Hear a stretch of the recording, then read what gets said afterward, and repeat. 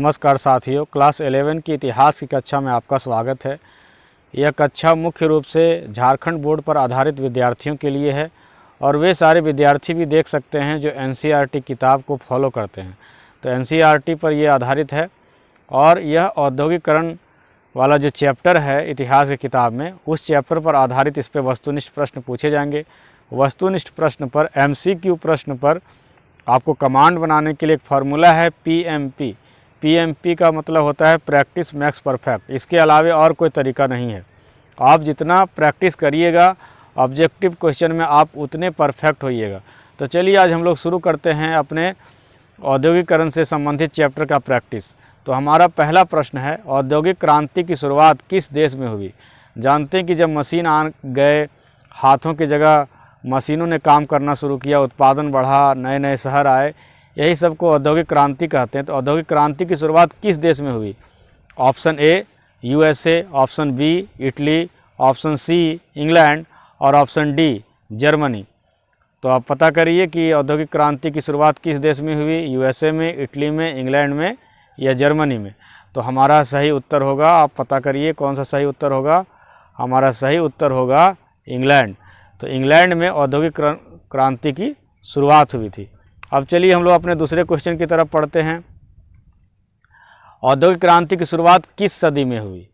तो औद्योगिक क्रांति की शुरुआत कब हुई भाई? 18वीं सदी में, 19वीं सदी में, 17वीं सदी में या 21वीं सदी में?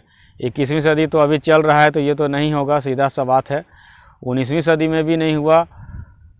इंग्लैंड में जब वहाँ पर मैनचेस्टर वगैरह में कारखाने लगना शुरू हुए, वो 1750-60 के समय लगना शुरू हुआ, मतलब मध्य 18वीं सदी में कहा जाए। तो इसका सही उत्तर होगा हमारा ऑप्शन ए, 18वीं सदी में औद्योगिक क्रांति की शुरुआत हुई। तो हम लोग चलिए अब लोग बढ़ते हैं अपने तीसरे प्रश्न की तरफ। स्पिनिंग जेनी का आविष्कार किसने किया? स्पिनिंग जेनी एक बहुत ही महत्वपूर्ण मशीन था जो कि औद्योगिक क्रांति के लिए जिम्मेवार था। औद्योगिक क्रांति को गति देने में स्पिनिंग जेनी नामक मशीन का बहुत बड़ा योगदान था। तो इसका आविष्कार किसने किया? हारग्रीव्स ने, जेम्स वाट ने, कार्टराइट ने या एडमंड ने? तो आप पढ़े हैं तो बताइए, Hargreaves, James Watt, Cartwright, Edmund. तो दोस्तों आपने सही अनुमान लगाया होगा कि इसका सही उत्तर होगा हमारा ऑप्शन ए, हारग्रीव्स ने स्पिनिंग जेनी का आविष्कार किया था। अब हम लोग बढ़ते हैं अपने नेक्स्ट क्वेश्चन की तरफ। क्वेश्चन नंबर 4, दूसरी औद्योगिक क्रांति कब आई? पहली औद्योगिक क्रांति तो मध्य 18वीं सदी में आई, 1750-60 के दशक में ये शुरू हुआ। लेकिन दूसरी औद्योगिक क्रांति जो है वो रेलवे के विस्तार से प्रारंभ हुआ। तो रेलवे के विस्तार से आप पता कीजिए कि रेलवे का विस्तार कब दुनिया में शुरू हुआ। भारत में सबसे पहले रेलवे कब आई थी? 1853 ईस्वी में मुंबई से ठाणे में चली थी। लेकिन यह रेलवे इंग्लैंड में सबसे पहले चली थी। तो इंग्लैंड में ये 1825 के में लगभग चली थी। वो बहुत ही कम स्पीड से 24 मील पर आवर के स्पीड से वो चली थी। लेकिन धीरे धीरे इसका विकास होने में 1850 ईस्वी तक लग गया था। तो इसका सही उत्तर होगा कि दूसरी औद्योगिक क्रांति की शुरुआत जो है वो 1850 में हुई। तो 1850 ईस्वी में दूसरी औद्योगिक क्रांति की शुरुआत हुई। जब मैं एक प्रश्न का उत्तर देता हूँ तो उसकी कुछ व्याख्या करता हूँ और ये व्याख्या, ये एक्सप्लेनेशन जो है वो आपको अन्य प्रश्नों के उत्तर देने में भी मदद करेगा। तो चलिए हम लोग मूव करते हैं अपने next question. Question number 5, Das Kapital के रचनाकार कौन थे? तो दास कैपिटल एक ऐसी पुस्तक है जो कम्युनिस्टों का, साम्यवादियों का एक तरह से गीता है। हर कम्युनिस्ट को ये किताब पढ़ना ही चाहिए। कम्युनिस्ट लोग भगवान को नहीं मानते हैं, रामायण, कुरान, गीता को नहीं मानते हैं, लेकिन दास कैपिटल को मानते हैं।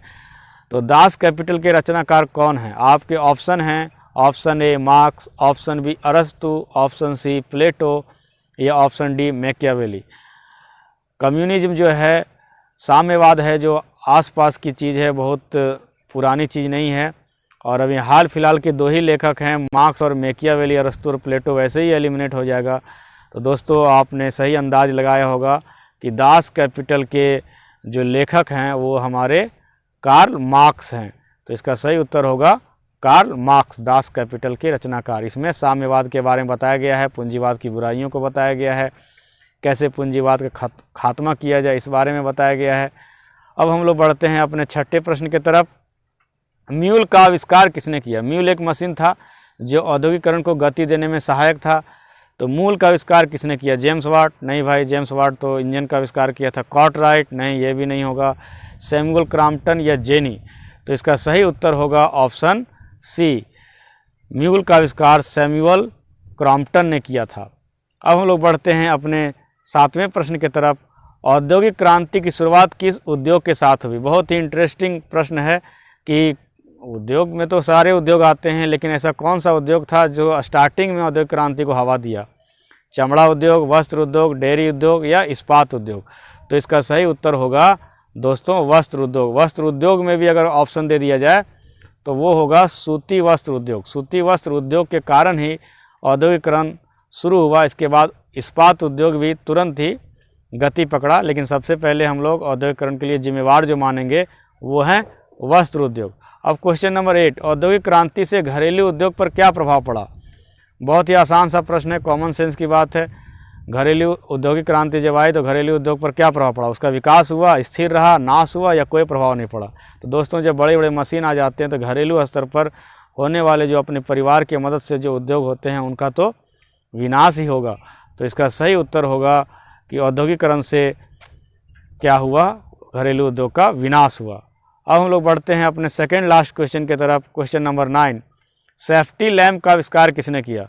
दोस्तों ये जानना बहुत ही ज़रूरी है कि औद्योगिकरण में कुछ मशीनों का बहुत बड़ा योगदान था, जिसमें सेफ्टी लैम्प भी एक था, स्पिनिंग जेनी भी एक था, म्यूल भी एक था।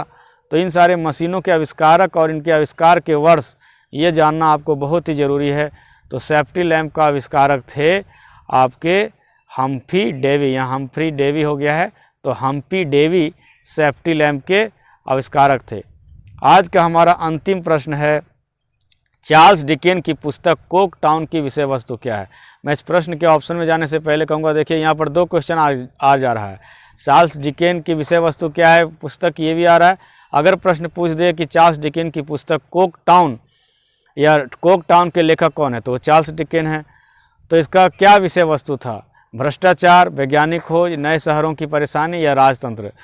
तो हम लोग जिस चैप्टर को पढ़ रहे हैं उससे अनुमान लग रहा है कि ना भ्रष्टाचार होगा, ना वैज्ञानिक खोज होगा, ना राजतंत्र होगा, बल्कि और यहाँ पे टाउन शहर लिखा गया है तो कोक टाउन। तो इसका सही उत्तर होगा नए शहरों की परेशानी। औद्योगिकरण के युग में नए नए शहर बन रहे थे और नए नए शहर में जितने लोग आ रहे थे उसके हिसाब से घर नहीं थी, नालियाँ नहीं थी, सड़कें नहीं थे, रोज़गार नहीं थे, इसी लोगों को बहुत परेशानी झेलना पड़ रहा था। तो इन परेशानियों को चार्ल्स डिकेन ने अपने पुस्तक कोक टाउन में लिखा है। तो दोस्तों इस प्रकार हम लोगों ने इस चैप्टर से 10 प्रश्न का प्रैक्टिस कर लिया।